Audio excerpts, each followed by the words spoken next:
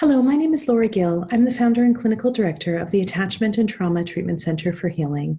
I'm here today to share some integrative mindfulness and emotional regulation skills and tips that may be helpful for you or those that you know. One of the other concepts that we really like to teach people is the hand-brain model, and this is Dan Siegel's work. And he says, if we think of the hand as a model of the brain, and I do keep this quite simple, as we often are teaching this to children, youth, and adults of all ages. If we think of the hand as a model of the brain, our brain develops from the bottom up and the inside out. At the base here, we have our brain stem, which is involved in autonomic functions, such as breathing and our heart rate and blood pressure, but also fight, flight, freeze responses. Then we have the midbrain, and parts of the midbrain that we'll focus on are the amygdala, which is our personal security guard, the hippocampus, which is involved with emotional memory and learning, but also giving context to our experiences, and the limbic system, which is our emotional regulatory boss. This is the part of the brain that's really involved with emotions. The last part of the brain to more fully grow and develop is the prefrontal part of the brain. This is the part of the brain that's involved in logic, reason, rationalization, cause and effect. Our executive functions are here, so the ability to plan, organize, start doing something, stop doing something, stay on task. And we know that stress and trauma really impact this part of the brain. Basically, what happens when our emotions become too big down here in the brain stem and in the midbrain, it causes us to flip our lid. And when we flip our lid, we lose access to logic, reason, rationalization, cause and effect, and the ability to plan and organize. Part of our work becomes focusing on strengthening this higher order part of the brain to talk back to that emotional kind of reactive part of the brain, almost in a way that we might talk to a scared child, right? Nurturing, calming, reassuring. As we can train this part of the brain to talk back to that emotional kind of reactive or scared part of the brain, we can actually start reducing that lid flipping or the lack of integration between the two, and really keeping both hemispheres or all parts of the brain optimally online, as more optimally online. When we look at stress, Bessel van der Kolk gives a great analogy that I think is quite helpful. He says, when we think of the amygdala, which is like our personal security guard or alarm detector, he says this determines whether incoming input is relevant to survival or not. The thalamus is like the cook stirring around the input from all of our perceptions, and it helps create a coherent interpretation. This is what is happening to me. The medial prefrontal cortex is the watchtower. He says this is the part of the brain that allows us to discern, to observe, to form meaning. Again, this is our executive functions, that higher order part of the brain, the ability to inhibit, to start doing something, to organize, to modulate, to self-monitor. But he says when we become overwhelmed, when the system breaks down, we become like conditioned animals. The moment we detect danger, we automatically go into fight or flight mode. And he says in PTSD, it's the critical balance between the amygdala, the smoke detector, and the medial prefrontal cortex, the watchtower, that shift radically, making it harder to control emotions and impulses. And intense emotions cause people to take leave of their senses. So when we are experiencing stress, overwhelm, trauma, all of this stuff ties in with brain integration and our ability to access that higher order logic, reason, rationalization, even strategies that we're learning.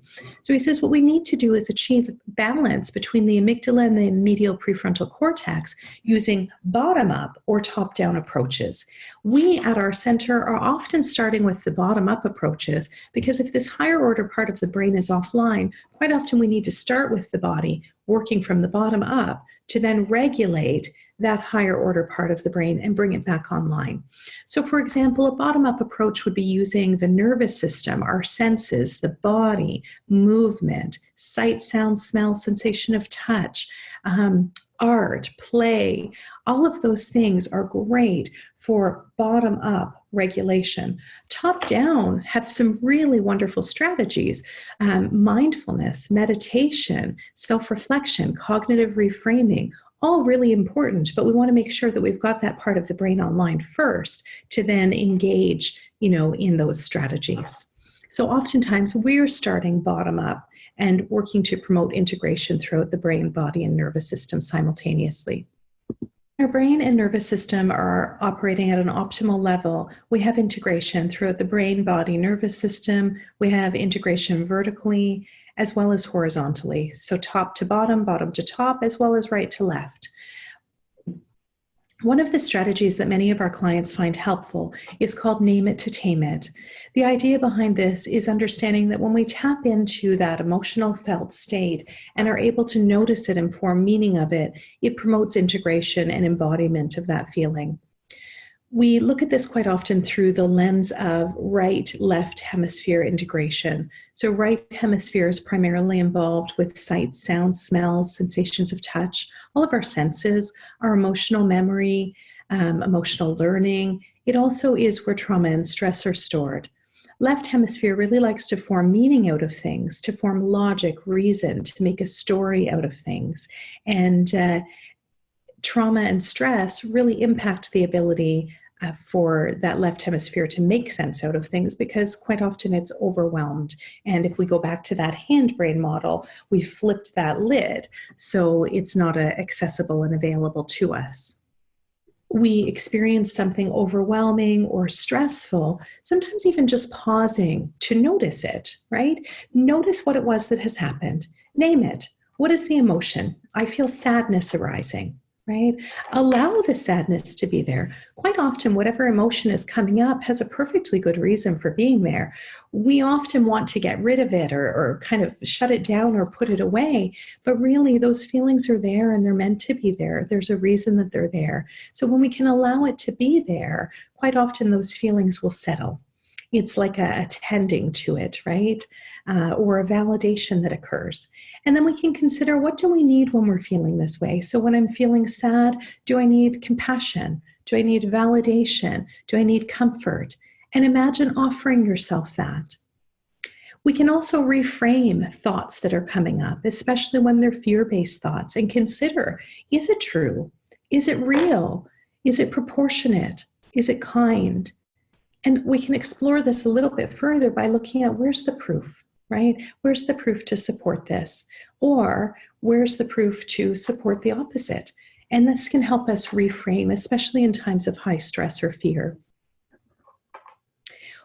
One of the things that we know is that the breath is the fastest way to stabilize the brainstem, which controls the fight or flight response.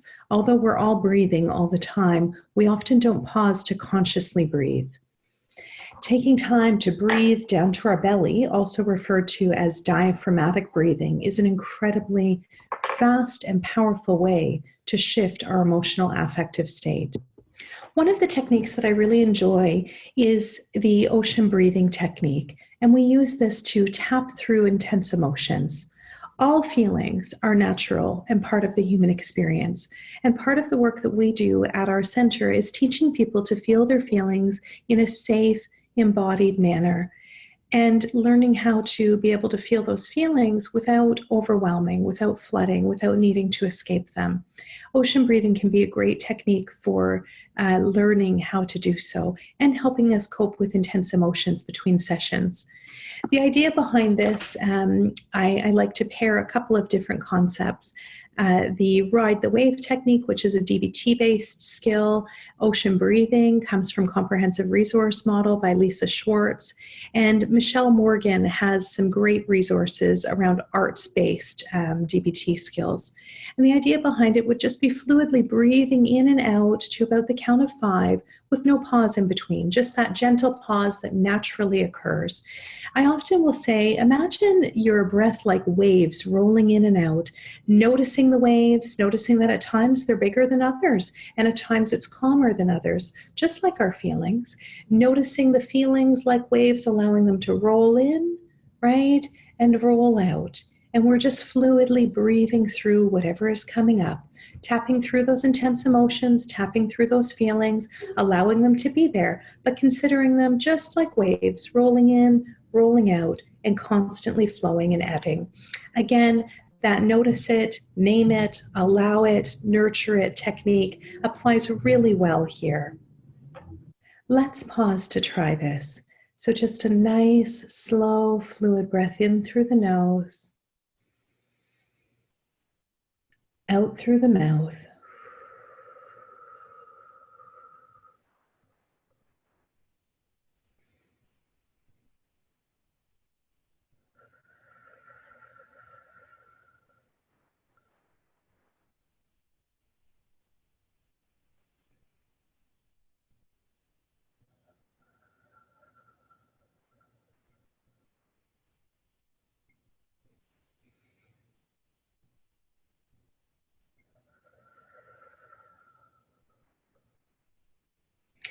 I often encourage people to just pause and notice how that felt for them. If that was something that was helpful for you, you may want to come back to this again. It is something small increments, maybe just even 2 to 3 conscious, focused breaths at a time, where we're just allowing our shoulders to drop down and the breath to enter in through our nose and go all the way to our belly, allowing that belly to expand and then compress as we're pushing the air back out again.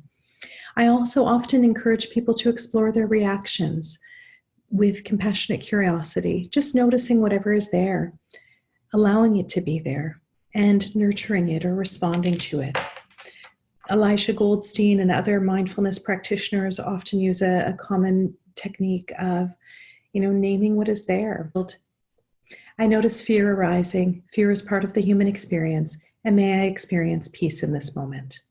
When teaching new techniques to clients, I often come back to the concept of integration. We're constantly trying to integrate the left and right hemisphere, because when we know we know that when we have both of the hemispheres online, information is received in a more embodied and conscious awareness manner. So again, that right hemisphere is more so emotions, our senses, our embodied experience, but it's also where stress and trauma are stored. Left hemisphere is more so that meaning-making, logic, cause and effect, rationalization. What we've learned, coming back to that hand-brain model, however, is that we often need to address that right brain emotional state to later make sense and create connection with that left brain logical state. So the goal really is to have an integrative relationship with right brain emotional affective state, working well with left brain logic, and having integration or crosstalk between the two hemispheres. When children, youth, adults are overwhelmed, part of it is looking at what information is needed. What information can we provide to help them make sense of what it is that they're feeling and to help them to form meaning of those experiences? Quite often, children and youth need to know that they're safe, right? They need to know that they're going to be okay. Even when there are uncertain things happening around us, they need to have an age-appropriate understanding of what that means to them and how it will impact them, and that right now in this moment, they are okay. Making sure that people are not given too much information to overwhelm them and cause them to flip that lid is important. And when you notice that arousal activation, part of the work is using our senses to create a shift or to create regulation. Smell is actually an incredibly powerful regulating tool. Our sense of smell is one of the fastest ways to actually get to the thinking brain, and this can be really good for grounding as well. One of the tools and resources we can use to help with emotional regulation is figuring out what sense might be soothing or grounding for an individual. These can be really helpful to use, again, as a bottom-up approach when maybe that arousal activation is becoming high and we're feeling like we might flip that lid. Breathing in a soothing scent can actually help reduce that arousal, keep that higher order part of the brain online, and allow us to reflect. For example, in this moment, am I safe? If the answer to that is yes, then we can share that with our brain. In this moment, I am safe. Breathe in the oils, take that nice deep belly breath. Breathe through whatever is there, allowing it to come up, right? Noticing it, naming it, allowing it to be there, and then considering what we can offer ourselves in that moment. There are a wide variety of resources online that talk about the sense of smell and the neuroscience of smell. as well as different suggestions for scents and their purposes. We use smell as a means of sensory distraction. There are a variety of different scents that have suggested purposes that can help with emotional affective states. It's important that you notice what works for you when, just because this is suggested as something to shift an affective state, it will have different impacts on different people. But you can find lots of resources online. Here are a couple that speak to, feelings of anger, some of the scents that are soothing or grounding. These can be great to be put in a diffuser or in a bottle that you can mist into the room. I often use these just to you can buy them already made or you can make your own. And just being able to breathe in that scent can be grounding and soothing.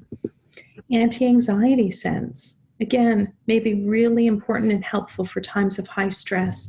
We, at our center, make diffuser bead bracelets. And what you can do is actually some of the diffuser beads hold essential oils so that when your hands move, you're breathing in that oil or you're getting little smells, wafts of that scent, which can be very soothing and grounding again.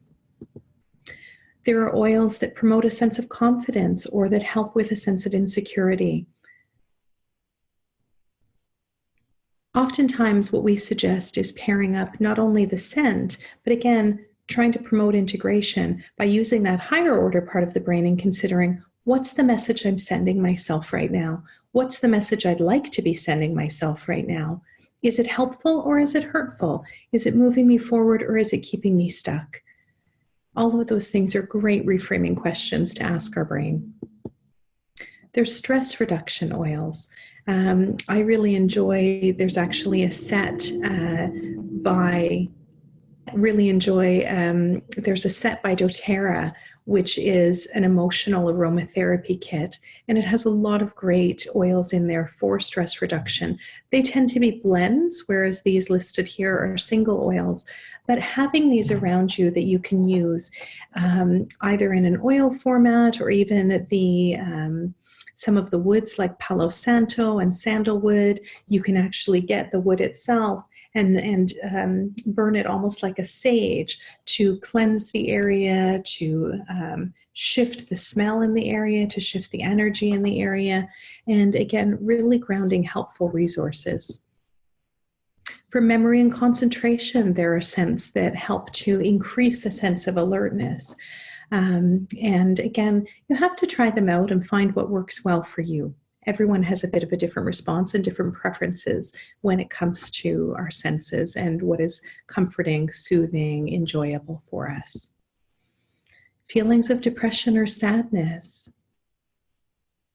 And you'll notice that a lot of the oils, there's overlap, right? The same oils that may be used for feelings of sadness or depression also work oftentimes with anxiety or intense emotions or fear, right? So finding something that you enjoy and having that available so you can use it during different affective states to try and provide comfort or grounding or soothing or whatever it is that you're seeking in that moment. Fear, again, a lot of the same oils are showing up on these lists as well. One of the activities that we can use to engage that higher order part of our brain and the emotional regulatory part of our brain is using our senses and reflecting. So when we're taking something in with that emotional right brain felt state and we're adding speech, reflection, logic at that left brain level, we're integrating, right? We're using both sides of the brain. So a great way that you can help children, youth, adults, or yourself experience grounding in the moment is to take things in with our senses. Pause for a moment. Take a nice deep breath down to that belly. Take a moment to look around you, right? Notice what you see around you. Notice what you hear around you. Notice what you smell if you breathe in the air around you. Notice whether there are any tastes that you observe or experience. And notice whether there are any textures any feelings or sensations of touch. I love to use this activity outside in nature. I often encourage people to go for a mindful walk, to go outside, to walk just with the intention of walking, right? Not going anywhere in particular, but just being present and taking in what you see around you, taking in the nature, taking in the sounds of the nature around you, taking in the smells. If you breathe in nature, what it smells like, noticing the sensations, noticing your feet on the ground, right? Noticing the air on your skin. It can all be incredibly powerful for shifting that affective state. And I know right now, in this time where we're focusing on social distancing and, being mindful of not spreading viruses and contagion, it's important to recognize that that doesn't mean that we need to stay inside our home 24/7. In fact, I think it's really important that we do get outside and have fresh air each day, because otherwise I really do think it does drastically impact depression, anxiety, fear, all of those things. And our body just needs to move. Sue Grantis, one of our nurse psychotherapists at our center, says we're wired to move, right? We're born primed to move. So we need to build that time in. Doesn't mean you need to be near others while doing this. There are lots of wonderful hiking spots. You can even sit outside on your porch if you have a porch area, or just outside your door, taking in the senses. But if you have the ability to walk around the block or go for a short walk and just allow your body to move and be in nature and take things in with your senses, that can be a wonderful way to shift that affective state while taking in some fresh air and a new environment around you. There are also some wonderful and freely available mindfulness and meditation resources that can be helpful for strengthening that higher order part of the brain while also regulating that emotional affective state part of the brain as well, or lower order part of the brain. I really enjoy Mindfulness Daily with Tara Brock and Jack Kornfield. They have a great program called Mindfulness Daily, which is structured and titrated. It is one that you have to purchase, but they also have a wide variety of meditations on their websites that are freely available. I often suggest starting small, starting with awareness of your senses, your surroundings, your breath, your environment, starting with small durations of meditations and building to those that are a little bit longer. For our purpose, meditation, mindfulness is about present moment awareness. So teaching people to notice what they're feeling in this moment and to shift that affective state or to breathe through that affective state. There are several on our website under recommended resources, mindfulness meditation, which you can find at ATTCH.org. And if you go to trauma certification, there's a list of recommended resources, and mindfulness and meditation brings you to some strategies and link to resources that you can access. I hope that this has been helpful for you. I wish you truly a gentle rest of your day and a sense of peace and comfort.